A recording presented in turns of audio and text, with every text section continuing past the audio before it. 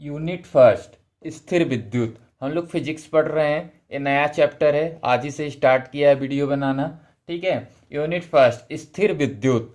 यहाँ पर हम लोग आवेशों के बारे में पढ़ेंगे। नाम है स्थिर विद्युत, फिर विद्युत क्षेत्र, विद्युत विभव, ऐसी सारी चीजें धीरे धीरे पढ़ेंगे। ठीक है। तो पहली टॉपिक है आज का स्थिर विद्युत का कूलाम के व्युत्क्रम वर्ग का नियम। तो इस पार्ट से पहली बात तो ये जानना जरूरी है कि इस यूनिट से आता कितने नंबर का है वार्षिक पेपर में, क्योंकि जो भी चीज़ यहाँ पे बताई जाएंगी ये बोर्ड में लिखने जैसी है। ठीक है। पूरी भाषा सब कुछ दिया जाएगा, ये समझाया नहीं जाएगा बल्कि लिखाया जाएगा और समझाया जाएगा, दोनों किया जाएगा, ताकि हम ऐसा लिख भी सकें और समझ भी सकें। ठीक है। तो पहली टॉपिक है कूलाम के व्युत्क्रम वर्ग का नियम। जैसा कि जान लो कि इस यूनिट से 5 नंबर का एक बड़ा क्वेश्चन आता है और 3 नंबर के ऑब्जेक्टिव आते हैं। एक एक नंबर के तीनों किसी भी प्रकार के हो सकते हैं। तो इस यूनिट से बड़ा क्वेश्चन आता है एक ठो 5 नंबर का। ठीक है। तो सबसे पहला है, हम लोग पढ़ते हैं कूलाम के व्युत्क्रम वर्ग का नियम। तो कूलाम के व्युत्क्रम वर्ग का नियम क्या है? जैसा कि हम चित्र देख रहे हैं, कूलाम दो बिंदु आवेशों के लिए नियम लेके आए थे। ठीक है। कूलाम दो बिंदु आवेशों के लिए नियम लेके आए थे और दोनों बिंदु आवेश पहले को Q1 और Q2 मान लिया जाता है। यहाँ पर दिखाया बिंदु आवेश इतना बड़ा गया है। ठीक है। असल में तो सुई की नोक के बराबर होता है, बहुत ही छोटा बिंदु आवेश होता है। यहाँ पर दिखाया बड़ा गया है। ठीक है। तो उससे कोई फर्क नहीं पड़ता, क्योंकि हमें दिखना चाहिए। तो दो बिंदु आवेश Q1 Q2 ले लेते हैं, इनके बीच की दूरी R है। ठीक है। वो ऐसा मान के चले कि दो बिंदु आवेश हैं, एक पर प्लस Q1 आवेश है, एक पर प्लस Q2, या फिर माइनस या फिर प्लस, या फिर प्लस प्लस माइनस माइनस, कुछ भी हो सकता है, वो कल्पना है। ठीक है। इनके बीच की दूरी R है। उनका वो नियम क्या बोले, कूलाम के नियमानुसार, इस नियमानुसार दो बिंदु आवेशों के बीच लगने वाला आकर्षण या प्रतिकर्षण बल, कुछ भी हो सकता है, उन दो बिंदु आवेशों के परिमाण के, उन दो बिंदु आवेशों के परिमाण के, यहां पर परिमाण के लिख लेना, उन दो बिंदु आवेशों के परिमाण के। ठीक है। यहां पर परिमाण के लिख लेना, क्योंकि इनका परिमाण हमें चाहिए, कितना इनका मान है, परिमाण। ठीक है। के, तो यहां पर तुम लोग एडजस्ट कर सकते हो। उन दो बिंदु आवेशों के परिमाण के गुणनफल के समानुपाती, समानुपाती बोलो चाहे अनुक्रमानुपाती बोलो, बात एक ही है। ठीक है। तथा उनके बीच की दूरी के वर्ग के व्युत्क्रमानुपाती होता है। चित्र को देख के आसानी से बोल सकते हो, इस नियमानुसार दो बिंदु आवेशों के बीच लगने वाला जो बल होता है वो दोनों बिंदु आवेशों के परिमाण के गुणनफल के अनुक्रमानुपाती होता है तथा उनके बीच की दूरी के वर्ग के व्युत्क्रमानुपाती होता है। ठीक है। ये चीजें हम लोगों को यहाँ पर एडजस्ट करनी, आवेश के परिमाण के, यहाँ पर ये चीज हमें एडजस्ट कर लेनी है, वो तुम लोग समझ सकते हो, उतनी छोटी सी चीज। तो इस तरीके का ये हुआ। अब हमें ये तो इनकी ये हो गई, क्या बोलते हैं, परिभाषा, सिद्धांत, जो भी समझ सकते हो कि सिद्धांत पे इन्होंने परिभाषा दिया है और इसके बारे में बताया है। अब हम व्यंजक की बात करेंगे, हमें व्यंजक चाहिए। ठीक है। तो उपपत्ति टॉपिक डालो चाहे व्यंजक टॉपिक डालो। ठीक है। अब हम व्यंजक प्रूफ करेंगे। तो व्यंजक प्रूफ करने से पहले हमारा रूल्स होता है फिजिक्स में कि हम कुछ भाषा लिखें चित्र के बारे में। ठीक है। डायरेक्ट व्यंजक पे नहीं चलते, मैथमेटिक्स नहीं है ये, फिजिक्स है, तो हमें भाषा के साथ चलना पड़ता है। तो भाषा भी चाहिए हमें जो चित्र में है। तो चित्र में क्या दिख रहा है, Q1 Q2 दो आवेश है, तो माना Q1 तथा Q2 दो बिंदु आवेश हैं। ठीक है। तो यहां पर लिखेंगे हम लोग, माना Q1 तथा Q2 दो बिंदु आवेश हैं। क्या है, दो बिंदु आवेश हैं, बिंदु आवेश हैं। ठीक है। जिनके बीच की दूरी R है, जिनके बीच की दूरी R है। ठीक है। माना Q1 तथा Q2 दो बिंदु आवेश हैं जिनके बीच की दूरी R है। अब हम आगे थोड़ा सा हल करते हैं, इसको ऊपर का मिटा रहे हैं। ठीक है। ये चीजें मिटा रहे हैं, आगे हल कर रहे हैं उपपत्ति। ठीक है। तो तो क्या लिखे व्यंजक में, माना Q1 तथा Q2 दो बिंदु आवेश हैं जिनके बीच की दूरी क्या है, R है। ठीक है। तथा इनके मध्य हमें बल की गणना करनी है ना, आकर्षण या प्रतिकर्षण बल। तो हम आगे इसी में भाषा में ऐड करके लिखना, तथा इनके बीच लगने वाला, तथा इनके बीच लगने वाला आकर्षण या प्रतिकर्षण तथा इनके बीच लगने वाला आकर्षण या प्रतिकर्षण बल F हो तो, ठीक है, क्या मान लेते हैं, F हो तो कूलाम के नियम से, कूलाम क्या नियम दिए थे ऊपर परिभाषा में लिख लिए होगे तो समझ सकते हो, कूलाम के नियम से, कूलाम क्या नियम दिए थे कि जो लगने वाला आकर्षण या प्रतिकर्षण बल होता है वो दो बिंदु आवेशों का गुणनफल, इनका गुणनफल Q1 Q2 के अनुक्रमानुपाती होता है। दो बिंदु आवेशों के परिमाण के गुणनफल के, तो पहले बिंदु आवेश का परिमाण Q1 है, दूसरे बिंदु आवेश का परिमाण Q2 है, ठीक है। ये समीकरण एक चीज और दिए थे, वह जो लगने वाला आकर्षण या प्रतिकर्षण बल होता है वो अनुक्रमानुपाती नहीं बल्कि व्युत्क्रमानुपाती होता है। किसके, उनके बीच की दूरी के वर्ग के। जब व्युत्क्रमानुपाती की बात आती है तो हम लोग बट्टे में कर देते हैं, ठीक है, किसमें कर देते हैं, हम लोग बट्टे में कर देते हैं। अब हम लोग क्या करेंगे, अब समीकरण 1 और 2 हमारे पास बन चुका है, समीकरण 1 और 2 इसको आसानी से हम लोग हल कर देंगे, जैसा कि तुम लोग जानते हो कक्षा 9वीं ओमी में भी था ये सारी चीजें। समीकरण 1 व 2 से, समीकरण 1 व 2 से हम इसको हल कर देंगे। तो देख रहे हो लेफ्ट बराबर है तो हम लोग एक ही लेफ्ट लेते हैं, प्रोपोर्शनल में ऐसे ही चलता है, एक लेफ्ट लेते हैं और सामने वाले का हम क्या करते हैं, गुणा कर देते हैं। तो ए हो गया Q1 Q2 गुणे 1/r स्क्वायर, ठीक है। एक स्टेप और नीचे उतरते हैं हम लोग, ऐसे करके यहाँ लगाते रहना, ठीक है, एक स्टेप और उतरते हैं या प्रोपोर्शनल, इसको अच्छे से गुणा कर देते हैं एक में भी, तो Q1 Q2 एक कम Q1 Q2/r स्क्वायर।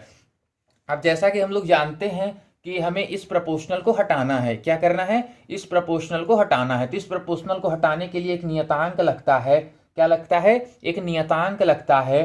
तो हम लोग नियतांक लगा देंगे, F बराबर कर देंगे, प्रोपोर्शनल को हटा के एक नियतांक लगा देते हैं K, और यहाँ पर क्या हो जाएगा Q1 Q2/r स्क्वायर। ये हमारा एक व्यंजक मिल जाता है, ठीक है, ये नॉर्मली व्यंजक होता है, अभी हम इसको और आगे हल करेंगे। और बल है, बल का ऐसा ही मात्रा तुम लोगों को पता ही है, क्या होता है, न्यूटन। तो हम यहाँ पर ऐसे करके न्यूटन लिख देंगे, ठीक है। अब देखो के जो है, के का जो मान है वो मापन पद्धति पर निर्भर करता है, हम क्या लेते हैं, ठीक है। तो चलो सबसे पहले हम एसआई पद्धति में ले लेते हैं, किस में ले लेते हैं, एसआई पद्धति में, सिस्टम ऑफ इंटरनेशनल एसआई पद्धति। एसआई पद्धति में हम किसके लिए लेते हैं, वायु अनिर्वात के लिए। पेपर में आता है वायु अनिर्वात के लिए परावैद्युतांक के का मान क्या होता है, 1 होता है, ठीक है। के क्या है, परावैद्युतांक एक माध्यम है। तो वायु या लिख लेना, वायु या निर्वात के लिए हम लोग यहाँ पर के बराबर क्या लेते हैं एसआई पद्धति में, के बराबर हम एसआई पद्धति में 1 नहीं लेते हैं बल्कि हम 1/4 पाई एप्सिलॉन नॉट स्मॉल के लेते हैं, जिसकी वैल्यू 9 गुणे 10 की घाते 9 होती है, जिसकी वैल्यू कितनी होती है, 9 गुणे 10 की घाते 9 होती है, ठीक है। अब हम इसको आगे हल करते हैं इस साइड, ठीक, इस साइड हम इसको हल करते हैं तो हम के की वैल्यू यहां पर रख देंगे। जब हम के की वैल्यू रख देंगे क्या हो जाएगा, एफ बराबर, यदि हम के की value 1/4 pi epsilon not Q1 Q2/r square, देखो यहाँ पर स्मॉल के भी रहता है यहाँ पे, ठीक है। तो हम इसको वो अपने ऊपर है, यदि इसको यहाँ पर लगाओगे तो यहाँ लगाना पड़ेगा, यहाँ नहीं लगाओगे तो नहीं लगाना पड़ेगा, कोई फर्क नहीं पड़ता है, ठीक है। तो ये भी एक हमारा व्यंजक बन जाता है। यदि हम इस चीज को न रख के इसकी वैल्यू रखें 9 गुणे 10 की घाते 9, तो भी हमारा एक व्यंजक बन जाएगा। इसके जगह पर हम 9 गुणे 10 की घाते 9 रख देते हैं और यहाँ पर Q1 Q2/r स्क्वायर, ये भी बन जाएगा। इसको दे दो समीकरण 3, क्योंकि हो सकता है कहीं हमें काम में आ जाए, ठीक है। तो इस तरीके से हम लोग एसआई पद्धति में वैल्यू निकाल लिए। अब हम लोग किस में निकालेंगे, सीजीएस पद्धति में। किस में निकालेंगे, सीजीएस पद्धति में। तो यहां पर हम लोग टॉपिक डालते हैं सीजीएस पद्धति, ठीक है। सीजीएस सेंटीमीटर ग्राम सेकेंड, ठीक है। सीजीएस पद्धति में, सीजीएस पद्धति में क्या होता है, हम वायु या निर्वात के लिए क्या करते हैं, वायु या निर्वात के लिए हम लोग क्या लेते हैं, k बराबर 1 लेते हैं। ये पेपर में पूछा जाता है। k क्या है? परावैद्युतांक एक माध्यम होता है जिसका वायु और निर्वात में क्या मान होता है? 1 होता है। ठीक है, तो हम लोग 1 रख देंगे। कहाँ पे रख देंगे? इस समीकरण में ही हम लोग वैल्यू रखते हैं। जैसे 1/4 यहाँ रखे हैं, इसकी वैल्यू हम लोग यहाँ ही रखेंगे। ठीक है, तो क्या आ जाएगा? F बराबर आ जाएगा, 1 रखोगे तो कोई फर्क नहीं पड़ता, Q1 Q2 बटे R स्क्वायर। ठीक है, जैसे कि ये मान तुम लोगों को दिख रहा है, किसमें आएगा? सीजीएस है ना, सीजीएस पद्धति में बल का जो मात्रक होता है क्या होता है? डाइन होता है, वो डाइन होता है, तो हम लोग डाइन रखेंगे। ठीक है, इस तरीके से कूलाम का नियम पूर्णतः समाप्त हो जाता है। ऐसे ही इतना ही अच्छे से लिखना जैसे कि लिखाया गया, पूरी एक पार्ट्स को बताना है हमें कि क्या है। कभी कभी क्वेश्चन करता है कि कूलाम का व्युत्क्रम वर्ग का नियम लिखिए तथा इसके आधार पर एकांक आवेश की परिभाषा दीजिए। तो हम लोग इसके आधार पर क्या करेंगे? एकांक आवेश की परिभाषा देंगे। ठीक है, तो चलो एकांक आवेश की परिभाषा दे लेते हैं। तो एकांक आवेश की परिभाषा, ठीक है, एकांक आवेश की परिभाषा मेन होता है सुनना। ठीक है, वो बोल रहे हैं उसको भी तुम लोग लिख सकते हो, यदि समझ में बोर्ड पर लिखा हुआ नहीं आ रहा है तो। ठीक है, वैसे तो आ ही रहा होगा। तो एकांक आवेश की परिभाषा, तो एकांक आवेश की परिभाषा हम लोग कैसे देंगे? देखो, उसके लिए हमें कुछ चीजें माननी पड़ती हैं। ठीक है, माना जो हमारा एसआई पद्धति वाला निकला था वहां से भी दे सकते हैं, उस व्यंजक से भी, और जो सीजीएस वाला निकला था उससे भी दे सकते हैं। तो एसआई वाले के लिए चलो ले लेते हैं, एफ बराबर ले लेते हैं। उसके लिए लिखने की जरूरत नहीं है, 9 गुणे, मतलब एसआई वैसाई लिखने की जरूरत नहीं है, 9 गुणे 10 की घाते 9 मानते हैं, एफ बराबर न्यूटन। ठीक है, और हम लोग जो दोनों हमारा आवेश है Q1, इन दोनों आवेश को समान परिमाण का मान लेते हैं, यानी कि Q1 बराबर भी Q और Q2 बराबर भी Q, दोनों समान और जो हमारी दूरी है दोनों आवेशों की R, उसको हम लोग 1 मीटर मान लेते हैं। ठीक है, एसआई में ले रहे हैं ना तो मीटर लेंगे, नहीं तो सेंटीमीटर लेते। तब जो हमारा वो समीकरण निकला था एसआई पद्धति वाला, उस समीकरण से हम लोग हल कर देते हैं। तो उसको समीकरण 3, 4 जो भी तुम लोग दे सकते हो अपने से वो दे लो। हम तो शायद 3 दिए थे, तो समीकरण 3 से, समीकरण 3 से क्या हो जाएगा? हम वहां पर वैल्यू इसको पूरा रख देंगे। तो देखो, इस साइड f है तो f की वैल्यू हम क्या यहाँ पर लिए हैं? 9 गुणे 10 की घाते 9। ठीक है, और यहाँ पर पहले से ही इस साइड 9 गुणे 10 की घाते 9 लिखा है। ठीक है, एसआई पद्धति वाले में देख रहे होगे, पीछे लिखे हो, देख सकते हो। फिर यहाँ पर क्या होता है? Q1 Q2 होता है, तो Q1 की भी वैल्यू Q, Q2 की भी वैल्यू Q, तो Q1 की जगह पर भी Q और Q2 की जगह पर भी Q बट्टे R स्क्वायर, यानी कि 1 का स्क्वायर। ठीक है, अब ये देखो 9 गुणे 10 की घाते 9, दोनों साइड सेम है तो कट जाता है, पता ही है इतनी मैथ। और ये क्या होता है? Q स्क्वायर बट्टे 1 हो जाएगा। ठीक है, अब यहाँ पर हम क्या कर देंगे? Q स्क्वायर इक्वल टू 1, क्या हो जाएगा? Q square equal to 1। तो फिर हम आगे देखेंगे, आगे तो हो जाएगा Q बराबर हो जाएगा √1। ठीक है, फिर Q बराबर हो जाएगा ±1, क्या हो जाएगा? प्लस, इसी एकांक आवेश की परिभाषा देनी, देख रहे हो ना आवेश कैसा आ गया? एकांक। तो हम पूरी परिभाषा को इसके आधार पर दे सकते हैं, जो जो इसमें किए हैं उस आधार पर हम पूरी परिभाषा को देंगे। तो जैसा तुम लोगों को दिख ही रहा होगा कि क्या किया गया है, इसमें 2 समान आवेश लिए गए हैं जिनके बीच की दूरी 1 मीटर हो, तो वो एक दूसरे को 9 गुणे 10 की घाते 9 न्यूटन बल से आकर्षित या प्रतिकर्षित करेंगे। तो प्रत्येक, पहली बात तो हम दोनों आवेशों को समान ले लिए हैं, तो ज्यादातर तो प्रतिकर्षित ही करेंगे। ठीक है, आकर्षित तो करेंगे ही नहीं, कैसा करेंगे? प्रतिकर्षित, क्योंकि दोनों आवेश समान हो चुका है, बराबर हो चुका है। ठीक है, तो इसको कैसे लिख सकते हैं हम? इसकी परिभाषा नीचे यहाँ पर हेडिंग डाल के परिभाषा बताओगे ना एकांक आवेश की। अभी हम लोग परिभाषा लिखे कहाँ है? अभी तो हम सिर्फ ये दिखा रहे थे कि एकांक आवेश ऐसा होता है। ठीक है, तो परिभाषा इसकी कैसे लिखेंगे? इसी के आधार पर लिखेंगे। क्या लिखेंगे?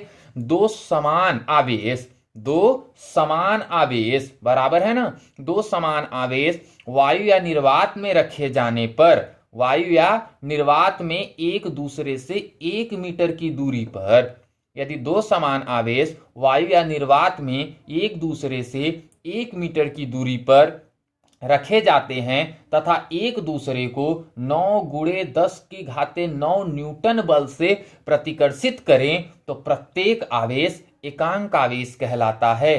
तो प्रत्येक आवेश एकांक आवेश कहलाता है।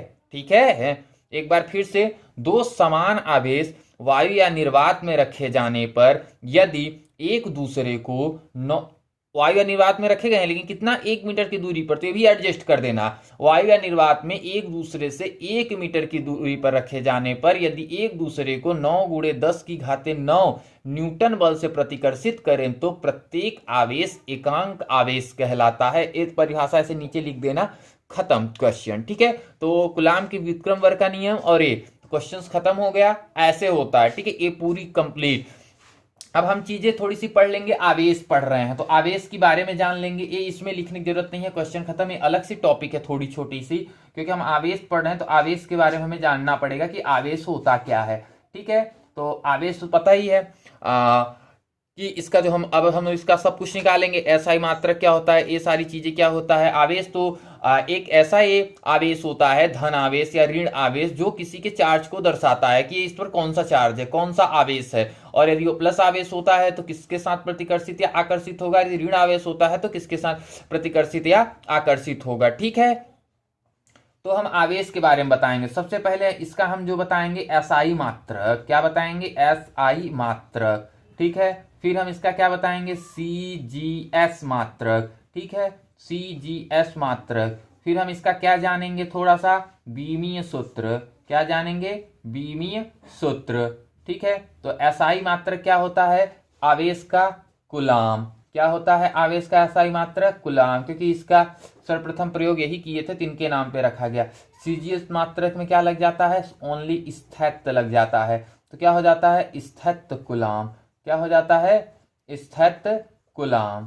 ठीक है, और बीमी सूत्र क्या होता है, ए टी होता है, जिसको हम बड़े ब्रैकेट में रखते हैं बीमी सूत्र को। ठीक है, यदि हमें कूलाम और स्थित कूलाम में संबंध बोला जाए कि कूलाम और स्थित कूलाम में संबंध क्या होता है, तो हम लोग बता सकते हैं, यहीं पे देख लो, कूलाम और स्थित कूलाम यदि संबंध पूछे तो क्या होता है, एक कूलाम बराबर होता है 3 गुणे 10 की घाते 9, क्या, स्थैत्य कूलाम।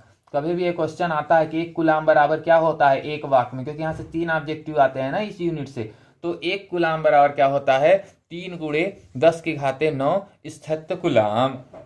ठीक है, तो इस तरीके से जैसे एक उदाहरण समझते हैं हम आवेश का है, जैसे कांच की एक छड़ लेते हैं, कांच की छड़ को हम रेशम पर रगड़ते हैं तो रेशम पर जितना धन आवेश आएगा कांच की छड़ पर उतना ही ऋण आवेश आता है। मतलब कांच की छड़ पर हमेशा धन आवेश आएगा, क्यों, क्योंकि Pb+2 होता है। ठीक है, Pb+2 होता है और रेशम पर ऋण आवेश आएगा। तो लेड है ना, लेड क्या होता है, कांच, तो कांच पर क्या आता है, धन आवेश।